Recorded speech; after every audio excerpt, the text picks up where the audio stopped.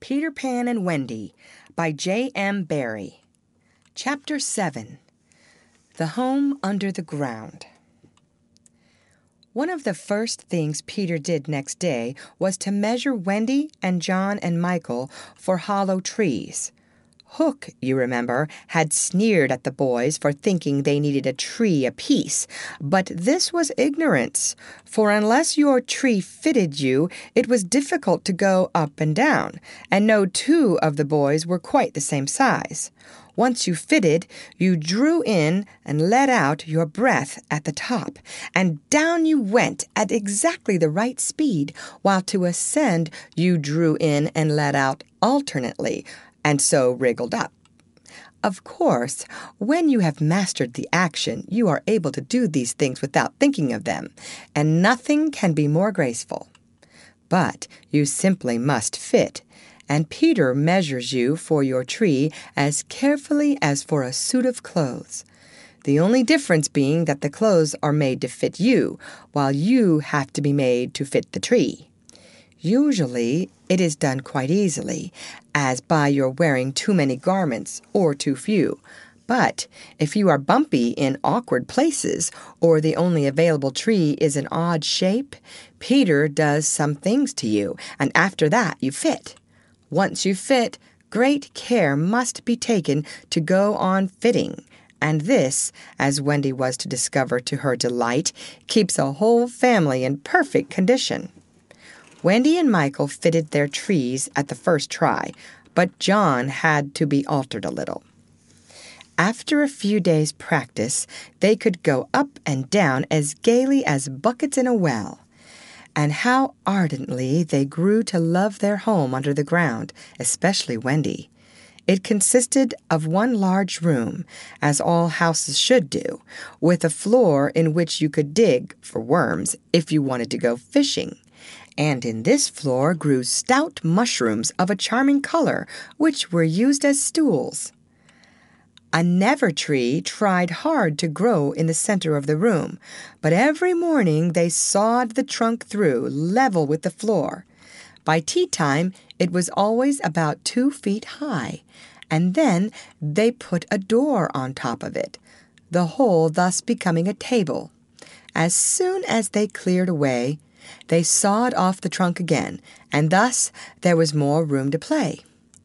There was an enormous fireplace which was in almost any part of the room where you cared to light it, and across this Wendy stretched strings made of fiber from which she suspended her washing. The bed was tilted against the wall by day and let down at 6:30, when it filled nearly half the room, and all the boys slept in it, except Michael, lying like sardines in a tin. There was a strict rule against turning round until one gave the signal, when all turned at once. Michael should have used it also, but Wendy would have desired a baby, and he was the littlest, and you know what women are, and the short and long of it is that he was hung up in a basket. It was rough and simple, and not unlike what baby bears would have made of an underground house in the same circumstances. But there was one recess in the wall, no larger than a birdcage, which was the private apartment of Tinker Bell. It could be shut off from the rest of the house by a tiny curtain, which Tink, who was most fastidious, particular, always kept drawn when dressing or undressing. No woman, however large, could have had a more exquisite boudoir or dressing-room and bedchamber combined. The couch, as she always called it, was a genuine Queen Mab with club legs, and she varied the bedspreads according to what fruit blossom was in season. Her mirror was a Puss in Boots, of which there are now only 3, unchipped, known to fairy dealers. The washstand was pie crust, and reversible, the chest of drawers, an authentic Charming the Sixth, and the carpet and rugs the best, the early period of Marjorie and Robin. There was a chandelier from Tiddlywinks for the look of the thing, but, of course, she lit the residence herself. Tink was very contemptuous of the rest of the house, as indeed was perhaps inevitable, and her chamber, though beautiful, looked rather conceited, having the appearance of a nose permanently turned up. I suppose it was all especially entrancing to Wendy, because those rampageous boys of hers gave her so much to do. Really, there were whole weeks when, except perhaps with the stocking in the evening, she was never above ground. The cooking, I can tell you, kept her nose to the pot, and even if there was nothing in it, even if there was no pot, she had to keep watching that it came a-boil just the same. You never exactly knew whether there would be a real meal or just a make-believe. It all depended upon Peter's whim. He could eat, really eat, if it was part of a game, but he could not stodge, cram down the food, just to feel stodgy, stuffed with food, which is what most children like better than anything else. The next best thing being to talk about it. Make-believe was so real to him that during a meal of it, you could see him getting rounder. Of course, it was trying, but you simply had to follow his lead. And if you could prove to him that you were getting loose for your tree, he let you stodge. Wendy's favorite time for sewing and darning was after they had all gone to bed. Then, as she expressed it, she had a breathing time for herself, and she occupied it in making new things for them and putting double pieces on the knees, for they were all most frightfully hard on their knees. When she sat down to a basket full of their stockings, every heel with a hole in it, she would fling up her arms and exclaim, "Oh dear, I am sure I sometimes think spinsters are to be envied." Her face beamed when she exclaimed this. You remember about her pet wolf. Well, it very soon discovered that she had come to the island, and it found her out, and they just ran into each other's arms. After that, it followed her about everywhere. As time wore on, did she think much about the beloved parents she had left behind her? This is a difficult question, because it is quite impossible to say how time does wear on in the Neverland, where it is calculated by moons and suns, and there are ever so many more of them than on the mainland. But I am afraid that Wendy did not really worry about her father and mother. She was absolutely confident that they would always keep the window open for her to fly back by, and this gave her complete ease of mind. What did disturb her at times was that John remembered his parents vaguely only, as people he had once known, while Michael was quite willing to believe that she was really his mother. These things scared her a little, and nobly anxious to do her duty, she tried to fix the old life in their minds by setting their examination papers on it, as like as possible to the ones she used to do at school. The other boys thought this awfully interesting and insisted on joining, and they made slates for themselves and sat round the table, writing and thinking hard about the questions she had written on another slate and passed around. They were the most ordinary questions. What was the color of Mother's eyes? Which was taller, father or mother? Was Mother blonde or brunette? Answer all three questions if possible. A. Write an essay of not less than 40 words on how I spent my last holidays, or the characters of father and mother compared. Only one of these to be attempted. Or, number 1, describe mother's laugh. Number 2, describe father's laugh. Number 3, describe mother's party dress. Number 4, describe the kennel and its inmate. They were just everyday questions like these, and when you could not answer them, you were told to make a cross, and it was really dreadful what a number of crosses even John made. Of course, the only boy who replied to every question was Slightly, and no one could have been more hopeful of coming out first. But his answers were perfectly ridiculous, and he really came out last. A melancholy thing. Peter did not compete. For one thing, he despised all mothers, except Wendy, and for another, he was the only boy on the island who could neither write nor spell, not the smallest word. He was above all that sort of thing. By the way, the questions were all written in the past tense. What was the color of Mother's eyes, and so on. Wendy, you see, had been forgetting too. Adventures, of course, as we shall see, were of daily occurrence. But about this time, Peter invented, with Wendy's help, a new game that fascinated him enormously, until he suddenly had no more interest in it, which, as you have been told, was what always happened with his games. It consisted in pretending not to have adventures, in doing the sort of thing John and Michael had been doing all their lives, sitting on stools, flinging balls in the air, pushing each other, going out for walks, and coming back without having killed so much as a grizzly. To see Peter doing nothing on a stool was a great sight. He could not help looking solemn at such times.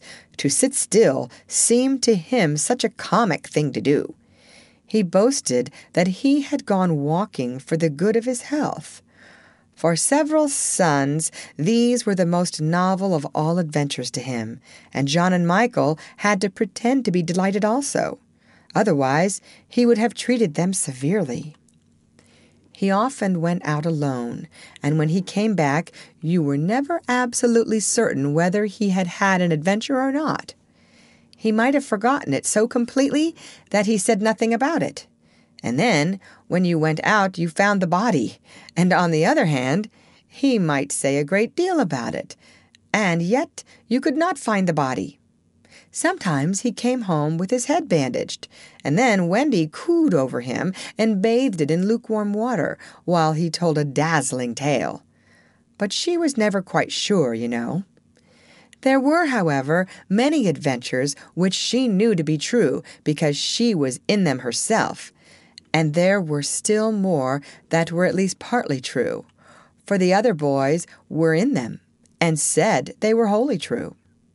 To describe them all would require a book as large as an English-Latin, Latin-English dictionary. We can do is to give one as a specimen of an average hour on the island. The difficulty is which one to choose. Should we take the brush with the Redskins at Slightly Gulch?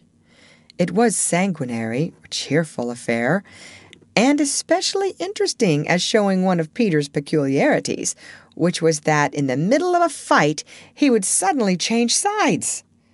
At the Gulch, when victory was still in the balance, sometimes leaning this way and sometimes that, he called out, "I'm Redskin today. What are you, Toodles?" And Toodles answered, "Redskin, what are you, Nibs?" And Nibs said, "Redskin, what are you, Twin?" And so on. And they were all Redskins. And of course, this would have ended the fight had not the real Redskins, fascinated by Peter's methods, agreed to be lost boys for that once.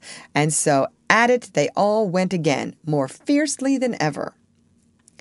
The extraordinary upshot of this adventure was, but we have not decided yet that this is the adventure we are to narrate. Perhaps a better one would be the night attack by the Redskins on the house under the ground, when several of them stuck in the hollow trees and had to be pulled out like corks. Or we might tell how Peter saved Tiger Lily's life in the mermaid's lagoon, and so made her his ally. Or we could tell of that cake the pirates cooked so that the boys might eat it and perish, and how they placed it in one cunning spot after another, but always Wendy snatched it from the hands of her children, so that in time it lost its succulence and became as hard as a stone, and was used as a missile, and Hook fell over it in the dark. Or suppose we tell of the birds that were Peter's friends, particularly of the never bird that built in a tree overhanging the lagoon, and how the nest fell into the water, and still the bird sat on her eggs, and Peter gave orders that she was not to be disturbed. That is a pretty story, and the end shows how grateful a bird can be. But if we tell it, we must also tell the whole adventure of the lagoon, which would of course be telling two adventures rather than just one. A shorter adventure, and quite as exciting, was Tinker Bell's attempt, with the help of some street fairies, to have the sleeping Wendy conveyed on a great floating leaf to the mainland. Fortunately, the leaf gave way and Wendy woke, thinking it was bath time, and swam back. Or again, we might choose Peter's defiance of the lions, when he drew a circle round him on the ground with an arrow and dared them to cross it. And though he waited for hours, with the other boys and Wendy looking on breathlessly from trees, not one of them dared to accept his challenge. Which of these adventures shall we choose? The best way will be to toss for it. I have tossed, and the lagoon has won. This almost makes one wish that the gulch or the cake or Tink's leaf had won. Of course, I could do it again, and make it best out of 3. However, perhaps fairest to stick to the lagoon. Chapter 8. The Mermaid's Lagoon. If you shut your eyes and are a lucky one, you may see at times a shapeless pool of lovely pale colors suspended in the darkness. Then, if you squeeze your eyes tighter, the pool begins to take shape, and the colors become so vivid that with another squeeze they must go on fire. But just before they go on fire, you see the lagoon. This is the nearest you ever get to it on the mainland. Just one heavenly moment. If there could be 2 moments, you might see the surf and hear the mermaids singing. The children often spent long summer days on this lagoon, swimming or floating most of the time, playing the mermaid games in the water and so forth. You must not think from this that the mermaids were on friendly terms with them. On the contrary, it was among Wendy's lasting regrets that all the time she was on the island she never had a civil word from one of them. When she stole softly to the edge of the lagoon, she might see them by the score, especially on Marooner's Rock, where they loved to bask, combing out their hair in a lazy way that quite irritated her. Or she might even swim, on tiptoe as it were, to within a yard of them. But then they saw her and dived, probably splashing her with their tails, not by accident but intentionally. They treated all the boys in the same way, except, of course, Peter, who chatted with them on Marooner's Rock by the hour and sat on their tails when they got cheeky. He gave Wendy one of their combs. The most haunting time at which to see them is at the turn of the moon, when they utter strange wailing cries. But the lagoon is dangerous for mortals then, and until the evening of which we have now to tell, Wendy had never seen the lagoon by moonlight, less from fear, for of course Peter would have accompanied her, than because she had strict rules about everyone being in bed by 7. She was often at the lagoon, however, on sunny days after rain, when the mermaids come up in extraordinary numbers to play with their bubbles. The bubbles of many colors made in rainbow water they treat as balls, hitting them gaily from one to another with their tails, and trying to keep them in the rainbow till they burst. The goals are at each end of the rainbow, and the keepers only are allowed to use their hands. Sometimes a dozen of these games will be going on in the lagoon at a time, and it is quite a pretty sight.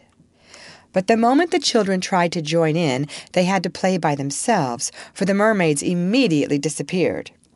Nevertheless, we have proof that they secretly watched the interlopers, and were not above taking an idea from them, for John introduced a new way of hitting the bubble, with the head instead of the hand, and the mermaids adopted it. This is the one mark that John has left on the Neverland. It must also have been rather pretty to see the children resting on a rock for half an hour after their midday meal. Wendy insisted on their doing this, and it had to be a real rest, even though the meal was make-believe. So they lay there in the sun, and their bodies glistened in it, while she sat beside them and looked important. It was one such day, and they were all on Marooner's Rock. The rock was not much larger than their great bed, but of course they all knew how not to take up much room, and they were dozing, or at least lying with their eyes shut, and pinching occasionally when they thought Wendy was not looking. She was very busy stitching. While she stitched, a change came to the lagoon. Little shivers ran over it, and the sun went away, and shadows stole across the water, turning it cold. Wendy could no longer see to thread her needle, and when she looked up, the lagoon that had always hitherto been such a laughing place seemed formidable and unfriendly. It was not, she knew, that night had come, but something as dark as night had come. No, worse than that. It had not come, but it had sent that shiver through the sea to say that it was coming. What was it? There crowded upon her all the stories she had been told of Marooner's Rock, so called because evil captains put sailors on it and leave them there to drown. They drown when the tide rises, for then it is submerged. Of course, she should have roused the children at once, not merely because of the unknown that was stalking toward them, but because it was no longer good for them to sleep on a rock grown chilly. But she was a young mother, and she did not know this. She thought you simply must stick to your rule about half an hour after the midday meal. So, though fear was upon her, and she longed to hear male voices, she would not waken them. Even when she heard the sound of muffled oars, though her heart was in her mouth, she did not waken them. She stood over them to let them have their sleep out. Was it not brave of Wendy? It was well for those boys, then, that there was one among them who could sniff danger even in his sleep. Peter sprang erect, as wide awake at once as a dog, and with one warning cry he roused the others. He stood motionless, one hand to his ear. "Pirates!" he cried. The others came closer to him. A strange smile was playing about his face, and Wendy saw it and shuddered. While that smile was on his face, no one dared address him. All they could do was to stand ready to obey. The order came sharp and incisive. "Dive!" There was a gleam of legs, and instantly the lagoon seemed deserted. Marooner's Rock stood alone in the forbidding waters, as if it were itself marooned. The boat drew nearer. It was the pirate dinghy, with 3 figures in her, Smee and Starkey, and the third a captive, no other than Tiger Lily. Her hands and ankles were tied, and she knew what was to be her fate. She was to be left on the rock to perish, an end to one of her race more terrible than death by fire or torture. For it is not written in the book of the tribe that there is no path through water to the happy hunting ground. Yet her face was impassive. She was the daughter of a chief. She must die as a chief's daughter. It is enough. They had caught her boarding the pirate ship with a knife in her mouth. No watch was kept on the ship, it being Hook's boast that the wind of his name guarded the ship for a mile around. Now her fate would help to guard it also. One more whale would go the round in that wind by night.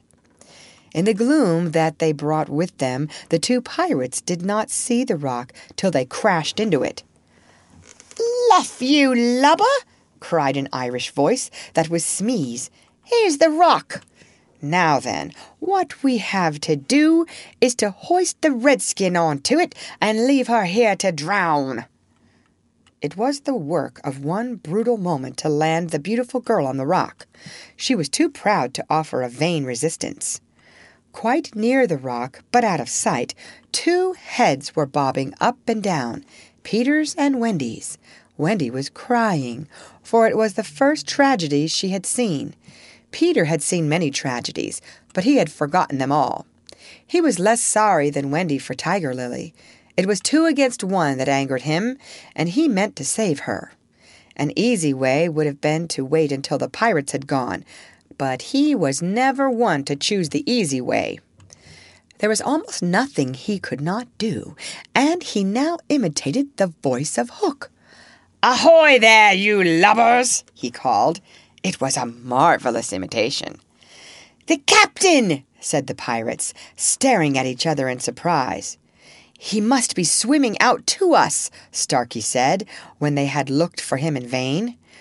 "We are putting the redskin on the rock," Smee called out. "Set her free," came the astonishing answer. "Free?" "Yes, cut her bonds and let her go." "But, Captain—" "At once, d'ye hear?" cried Peter, "or I'll plunge my hook in you." "This is queer," Smee gasped. "Better do what the captain orders," said Starkey nervously. "Aye, aye," Smee said, and he cut Tiger Lily's cords. At once, like an eel, she slid between Starkey's legs into the water. Of course, Wendy was very elated over Peter's cleverness, but she knew that he would be elated also and very likely crow and thus betray himself, so at once her hand went out to cover his mouth.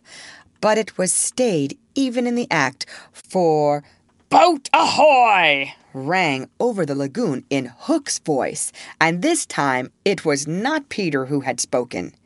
Peter may have been about to crow, but his face puckered in a whistle of surprise instead.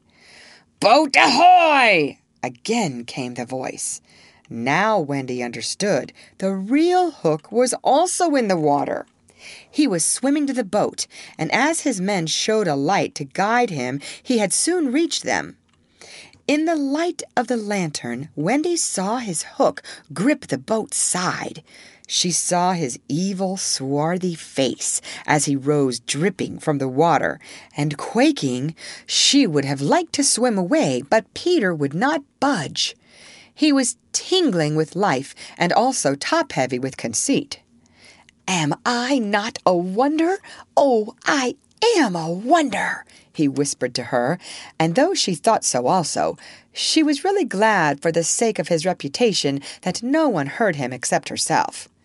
He signed to her to listen. The 2 pirates were very curious to know what had brought their captain to them, but he sat with his head on his hook in a position of profound melancholy. "Captain, is all well?" they asked timidly, but he answered with a hollow moan. "He sighs," said Smee. "He sighs again," said Starkey. "And yet a 3rd time he sighs," said Smee. Then at last he spoke passionately. "The game's up," he cried. "Those boys have found a mother." Affrighted though she was, Wendy swelled with pride. "Oh, evil day!" cried Starkey. "What's a mother?" asked the ignorant Smee. Wendy was so shocked that she exclaimed, "He doesn't know!" And always after this she felt that if you could have a pet pirate, Smee would be her one. Peter pulled her beneath the water, for Hook had started up, crying, "What was that?" "I heard nothing," said Starkey, raising the lantern over the waters, and as the pirates looked, they saw a strange sight. It was the nest I have told you of, floating on the lagoon, and the Neverbird was sitting on it. "See," said Hook in answer to Smee's question, "that is a mother. What a lesson! The nest must have fallen into the water, but would the mother desert her eggs? No." There was a break in his voice, as if for a moment he recalled innocent days when... But he brushed away this weakness with his hook. Smee, much impressed, gazed at the bird as the nest was borne past. But the more suspicious Starkey said, "If she is a mother, perhaps she is hanging about here to help Peter." Hook winced. "Aye," he said, "that is the fear that haunts me." He was roused from this dejection by Smee's eager voice. "Captain," said Smee, "could we not kidnap these boys' mother and make her our mother?" "It is a princely scheme," cried Hook, and at once it took practical shape in his great brain. "We will seize the children and carry them to the boat. The boys we will make walk the plank, and Wendy shall be our mother." Again Wendy forgot herself. "Never!" she cried and bobbed. "What was that?" But they could see nothing. They thought it must have been a leaf in the wind. "Do you agree, my bullies?" asked Hook. "There is my hand on it," they both said, "and there is my hook. Swear." They all swore. By this time they were on the rock, and suddenly Hook remembered Tiger Lily. "Where is the redskin?" he demanded abruptly. He had a playful humor at moments, and they thought this was one of the moments. "That is all right, Captain," Smee answered complacently. "We let her go." "Let her go!" cried Hook. "'Twas your own orders," the boatswain faltered. "You called over the water to us to let her go," said Starkey. "Brimstone and gall!" thundered Hook. "What cozening, cheating thing is going on here?" His face had gone black with rage, but he saw that they believed their words, and he was startled. "Lads," he said, shaking a little, "I gave no such order." "It is passing queer," Smee said, and they all fidgeted uncomfortably. Hook raised his voice, but there was a quiver in it. "Spirit that haunts this dark lagoon tonight," he cried, "dost hear me?" Of course, Peter should have kept quiet, but of course he did not. He immediately answered in Hook's voice, "Odds bobs, hammer and tongs, I hear you." In that supreme moment, Hook did not blanch, even at the gills, but Smee and Starkey clung to each other in terror. "Who are you, stranger? Speak!" Hook demanded. "I am James Hook," replied the voice, "captain of the Jolly Roger." "You are not! You are not!" Hook cried hoarsely. "Brimstone and gall," the voice retorted. "Say that again, and I'll cast anchor in you." Hook tried a more ingratiating manner. "If you are Hook," he said almost humbly, "come tell me, who am I?" "A codfish," replied the voice. "Only a codfish." "A codfish?" Hook echoed blankly, and it was then, but not till then, that his proud spirit broke. He saw his men draw back from him.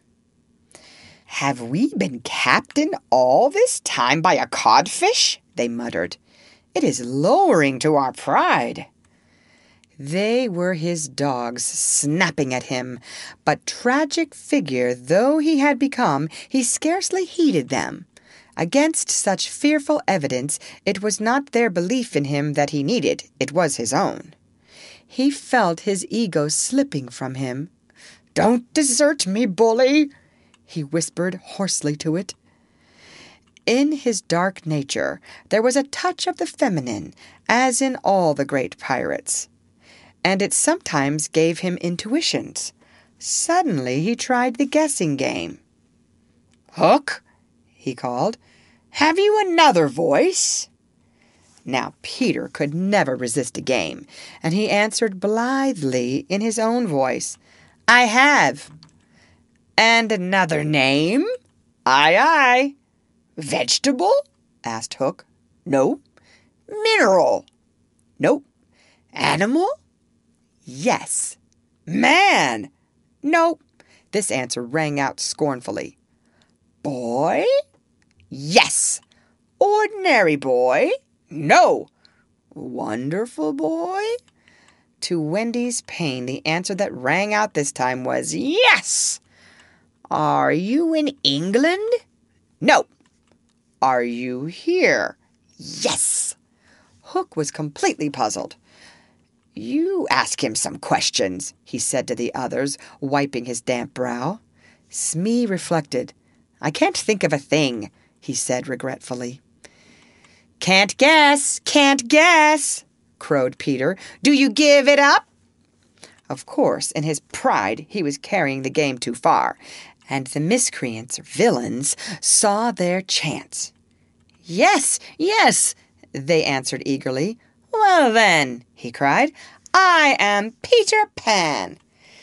Pan! In a moment, Hook was himself again, and Smee and Starkey were his faithful henchmen. Now we have him, Hook shouted. Into the water, Smee! Starkey, mind the boat! Take him dead or alive! He leaped as he spoke, and simultaneously came the gay voice of Peter. Are you ready, boys? Aye, aye, from various parts of the lagoon. Then lam into the pirates! The fight was short and sharp. First to draw blood was John, who gallantly climbed into the boat and held Starkey. There was fierce struggle, in which the cutlass was torn from the pirate's grasp. He wriggled overboard, and John leapt after him. The dinghy drifted away. Here and there a head bobbed up in the water, and there was a flash of steel, followed by a cry or a whoop. In the confusion, some struck at their own side. The corkscrew of Smee got Toodles in the fourth rib, but he was himself nicked, in turn by Curly. Farther from the rock, Starkey was pressing slightly and the twins hard. Where all this time was Peter? He was seeking bigger game. The others were all brave boys, and they must not be blamed for backing from the pirate captain. His iron claw made a circle of dead water round him, from which they fled like affrighted fishes. But there was one who did not fear him. There was one prepared to enter that circle. Strangely, it was not in the water that they met. Hook rose to the rock to breathe, and at the same moment Peter scaled it on the opposite side. The rock was slippery as a ball, and they had to crawl rather than climb. Neither knew that the other was coming. Each feeling for a grip met the other's arm. In surprise, they raised their heads. Their faces were almost touching, so they met. Some of the greatest heroes have confessed that just before they fell to or began combat, they had a sinking feeling in the stomach. Had it been so with Peter at that moment, I would admit it. After all, he was the only man that the sea cook had feared. But Peter had no sinking. He had one feeling only, gladness, and he gnashed his pretty teeth with joy. Quick as thought, he snatched a knife from Hook's belt and was about to drive it home when he saw that he was higher up the rock than his foe. It would not have been fighting fair. He gave the pirate a hand to help him up. It was then that Hook bit him. Not the pain of this, but its unfairness was what dazed Peter. It made him quite helpless. He could only stare, horrified. Every child is affected thus the first time he is treated unfairly. All he thinks he has a right to when he comes to you to be yours is fairness. After you have been unfair to him, he will love you again, but will never afterwards be quite the same boy. No one ever gets over the first unfairness. No one except Peter. He often met it, but he always forgot it. I suppose that was the real difference between him and all the rest. So when he met it now, it was like the first time, and he could just stare helpless. Twice the iron hand clawed him. A few moments afterwards, the other boys saw Hook in the water, striking wildly for the ship. No elation on the pestilent face now, only white fear. for the crocodile was in dogged pursuit of him. On ordinary occasions, the boys would have swum alongside, cheering, but now they were uneasy, for they had lost both Peter and Wendy, and were scouring the lagoon for them, calling them by name. They found the dinghy and went home in it, shouting, "Peter! Wendy!" as they went. But no answer came save mocking laughter from the mermaids. "They must be swimming back or flying," the boys concluded. They were not very anxious because they had such faith in Peter. They chuckled, boy-like, because they would be late for bed, and it was all Mother Wendy's fault. When their voices died away, there came cold silence over the lagoon, and then a feeble cry. "Help! Help!" Two small figures were beating against the rock. The girl had fainted and lay on the boy's arm. With a last effort, Peter pulled her up the rock and then lay down beside her. Even as he also fainted, he saw that the water was rising. He knew that they would soon be drowned, but he could do no more. As they lay side by side, a mermaid caught Wendy by the feet and began pulling her softly into the water. Peter, feeling her slip from him, woke with a start, and was just in time to draw her back. But he had to tell her the truth. "We are on the rock, Wendy," he said, "but it is growing smaller. Soon the water will be over it." She did not understand, even now. "We must go," she said, almost brightly. "Yes," he answered faintly.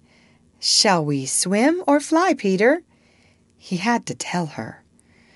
"Do you think you could swim or fly as far as the island, Wendy, without my help?" She had to admit that she was too tired. He moaned. "What is it?" she asked, anxious about him at once. "I can't help you, Wendy. Hook wounded me. I can neither fly nor swim." "Do you mean we shall both be drowned?" "Look how the water is rising." They put their hands over their eyes to shut out the sight. They thought they would soon be no more. As they sat thus, something brushed against Peter, as light as a kiss, and stayed there, as if saying timidly, "Can I be of any use?" It was the tail of a kite, which Michael had made some days before. It had torn itself out of his hand and floated away. Michael's kite, Peter said without interest, but next moment he had seized the tail and was pulling the kite toward him. "It lifted Michael off the ground," he cried. "Why should it not carry you? Both of us." "It can't lift two." Michael and Curly tried. "Let us draw lots," Wendy said bravely. "And you a lady? Never!" Already he had tied the tail round her. She clung to him. She refused to go without him. But with a "Goodbye, Wendy," he pushed her from the rock, and in a few minutes she was borne out of his sight. Peter was alone on the lagoon. The rock was very small now. Soon it would be submerged. Pale rays of light tiptoed across the waters, and by there was to be heard a sound at once the most musical and the most melancholy in the world, the mermaids calling to the moon. Peter was not quite like other boys, but he was afraid at last. A tremor ran through him, like a shudder passing over the sea. But on the sea one shudder follows another till there are hundreds of them, and Peter felt just the one. Next moment he was standing erect on the rock again, with that smile on his face and a drum beating within him. It was saying, "To die will be an awfully big adventure."